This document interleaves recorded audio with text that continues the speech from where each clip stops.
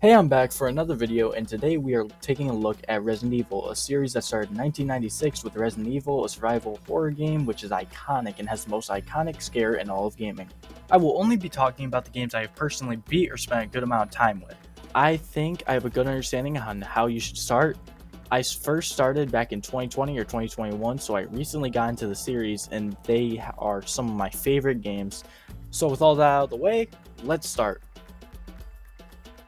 Alright, Resident Evil 1, a remake released exclusively on GameCube, released March 22nd, 2002, a faithful remake of the original with new things added and only a few things removed. The graphics still hold up to this day, and the atmosphere is absolutely amazing and truly makes you feel like you are at the estate. Re1 takes place in a mansion at the beginning of the zombie outbreak. You can play as Chris Redfield or Jill Valentine, 2 STARS member, which STARS stand for Special Tactics and Rescue. No spoilers for the story, by the way. In this review, just something I thought I'd mention. The gameplay is one of the most divisive parts of the game. Re1 has tank controls from the original, which a lot of people love and a lot of people despise it. Well, I don't know exactly how I feel about it, but it is a deterrent for new players and limited saving. You have to find ink pads, and using those ink pads, you can actually save. So there is no autosave, and Re1 is the very definition of a survival horror game, and it capitalizes on that, limiting your healing supplies and your ammo. The sense of relief you feel when you get to a safe room is unmatched. The calming music makes you feel safe. I would say if you have experience with tank controls and want a survival horror game, all in all, this is a great option, but not the first thing I'd recommend because the older mechanics can make you frustrated, especially with the save mechanic. But that's all I have to say. Moving on to the RE2 remake. Resident Evil 2 Remake was released January 25th, 2019.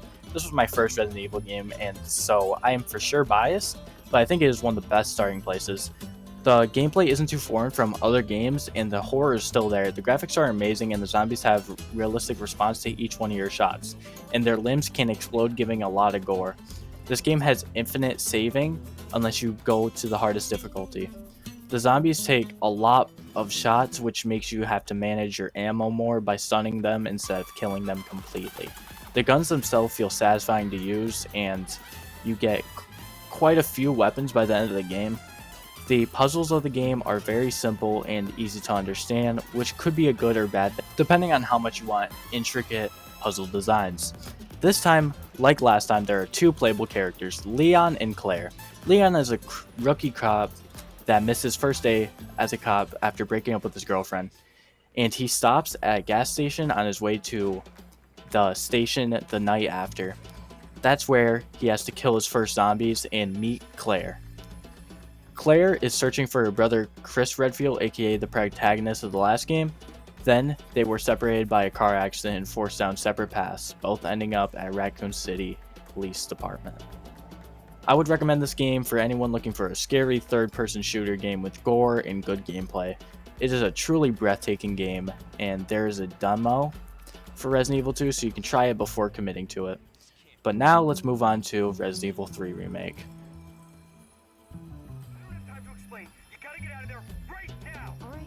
The Resident Evil 3 Remake was disappointing to say the least. It was nothing like the original and made the Nemesis less scary by making him a scripted event.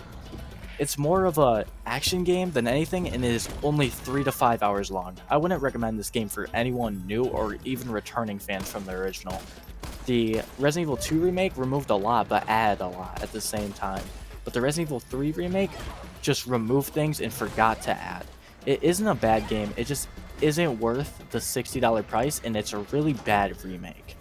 So that's all I have to say about this game. The original Resident Evil 4 introduced many people to the third-person camera we see in so many games now. Without Resident Evil 4, there would be no Dead Space, no Uncharted, and God forbid, no Fortnite.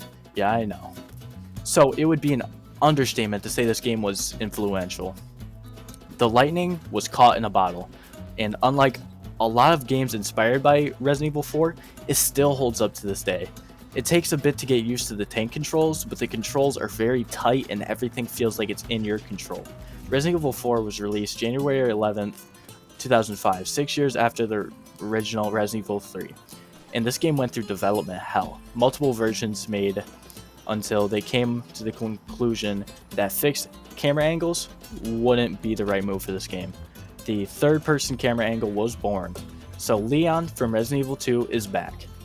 He has now come to a rural village in Spain on a mission from the president to rescue his daughter.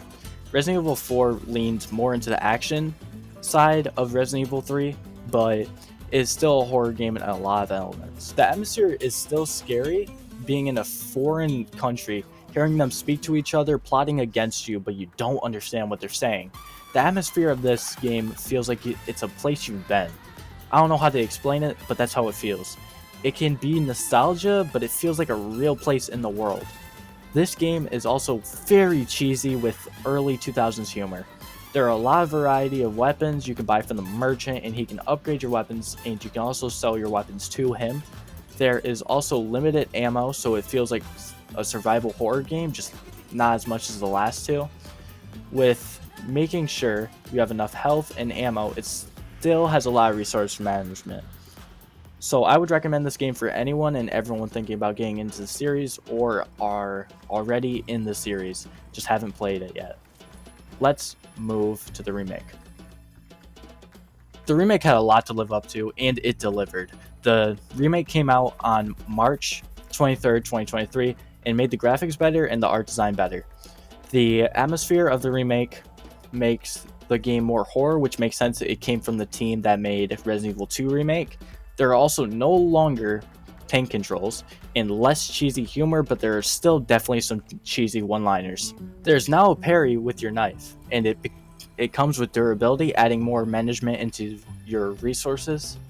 You can now craft ammo, which is something I wanted from the original. When I played it, a lot of things I said about the original still stand for this game. There are expanded areas, but one prominent area missing. But in the Separate Ways DLC, they added it back. Separate Ways feels less like a side game and more of a full experience in the remake. It was also in the original, by the way. The DLC gives a lot of new gameplay opportunities. There's also a mercenaries mode in both games, which I didn't play much of, but it was fun when I did. I would recommend this game the same amount as the original. I believe they're both of the same quality. The remake is just more modern in comparison, which is a really good starting point in the series. I will now be talking briefly about Resident Evil 5 and 6. Briefly, because I do not have much to say. These games are not what you want from Resident Evil. They are not horror games. They are not survival horror. They are full action games with shitty quick time events and shitty stories. I would not recommend them at all. Resident Evil 5 isn't awful, but not a good way to get into the series. More of a bonus game after the main series. Resident Evil 6 is not a good Resident Evil game, but it's an okay action game. That's all I have to say about these games. I don't really like them that much, obviously. Now let's talk about the game that put horror back into the series. Resident Evil 7, released on January 24th, 2017, had the hard task of reviving the series because, critically, they were not doing that great, being a survival horror game that could still sell well as well. Resident Evil 7 changed the camera perspective once again and the engine, and made the series first person. The change, I think, was for the better, making you feel more claustrophobic and feel like you are exploring the areas yourself. They also made a PlayStation VR mode, which you still had to use the controller and everything, but your eyes were directly in the setting, so it made you feel like you were there. This game is still not as scary as PT, but I don't think any game ever will. But many people still thought it was too scary. You will always be followed in this game as well, and the game throws gross imagery at you, but nothing too disgusting for me, but maybe I'm just desensitized, I don't know. But they brought back resource management from the earlier games and made it so you were stuck in a house for a portion of the game, and you have to solve puzzles and get out, obviously, like the first two the most. I do not want to spoil anything about this game, so that's all I'm going to say about Resident Evil 7. I would recommend this game if you want a pure survival horror game. Now for the sequel. This game is the Resident Evil 7 version of Resident Evil 4. To sell more copies, they decided Resident Evil 8 would be action to appeal to more people. Released May 7, 2021, the game was less about being stuck in an environment and more about exploring and sometimes staying in one place to solve a few puzzles. And the game is kind of scary sometimes, not really, but you almost always have enough ammo in this game, so resources aren't usually an issue, and especially if you need the ammo, you will most likely have it. This game is a direct sequel to Resident Evil 7, which is one of the first times they actually did this in the series. And it was still seen pretty positively, other than the Resident Evil 7 diehard fans and people that just wanted Resident Evil 7 again, because it was not really a survival horror game like that game. It was just more like Resident Evil 4, which people were not looking for.